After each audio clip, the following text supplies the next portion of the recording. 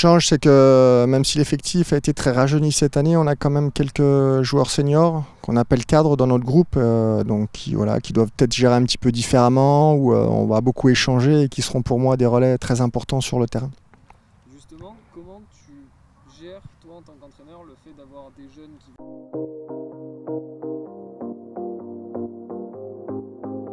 Il y a beaucoup d'échanges avec le staff des pros pour savoir un petit peu dans quel état d'esprit sont les pros justement. Moi j'ai pris pour habitude de discuter avant les matchs avec les pros et puis très clairement quand des pros descendent, moi j'attends beaucoup d'eux et ils sont censés élever le niveau de jeu de l'équipe. Donc ils sont pour moi, ils doivent être exemplaires au niveau des jeunes. Hein. Tous les jeunes qui appartiennent à mon groupe n'ont qu'un rêve en tête, qu'un objectif, c'est de devenir pro.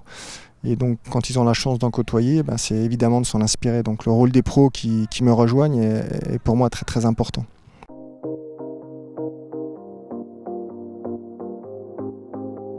Voilà, la mission est un petit peu plus large effectivement. Quand j'étais U19, j'avais plutôt tendance à regarder un petit peu ce qui se passait en dessous chez les U17. Là aujourd'hui, je regarde, je suis en relation avec les pros, comme je l'ai dit précédemment.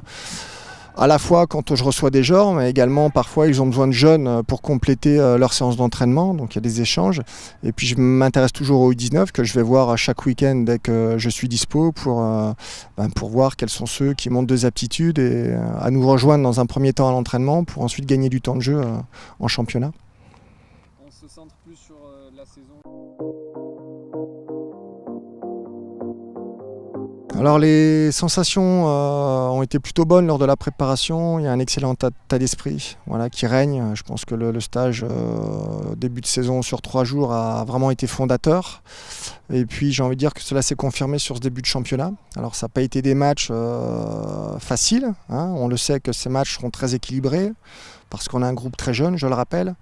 Et les adversaires le savent et donc ils nous proposent un jeu souvent basé sur beaucoup d'impact, beaucoup de duels. Et pour l'instant, les jeunes m'ont agréablement surpris dans leur capacité à répondre dans ce domaine-là. Ils ont fait preuve de beaucoup de caractère et toutes nos victoires sont pour moi méritées parce qu'elles se sont construites sur la durée du match.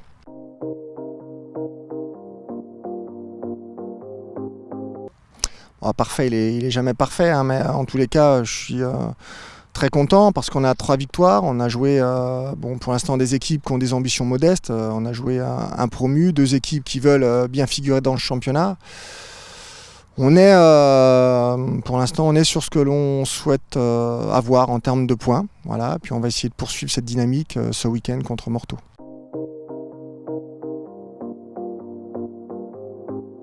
Il n'y a pas vraiment un objectif précis après s'être entretenu avec tous les joueurs. L'objectif est de faire une très bonne saison. Ils sont conscients que mieux l'équipe sera placée en termes de classement et plus ils auront des chances d'aller dans un premier temps s'entraîner, rejoindre le groupe pro pour les entraînements. Et plus les résultats sont bons, plus on attire les regards. Donc c'est du gagnant-gagnant, quoi.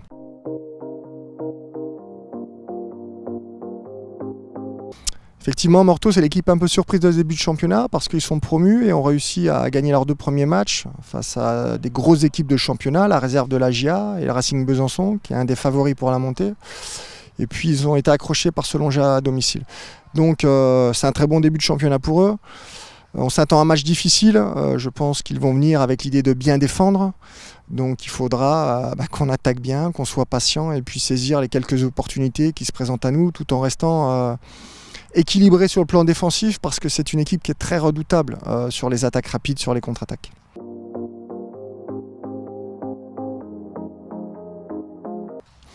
Non, elles ne sont pas au-dessus. Je peux pas affirmer ça. C'est un football qui est qui est plus centré sur le jeu et parfois certaines équipes amateurs nous proposent un jeu un peu plus direct ou comme je l'ai dit tout à l'heure sur une de vos questions, on est davantage confronté à des duels, à du combat qu'il faut être capable de remporter pour ensuite gagner les ballons et mettre en place notre jeu.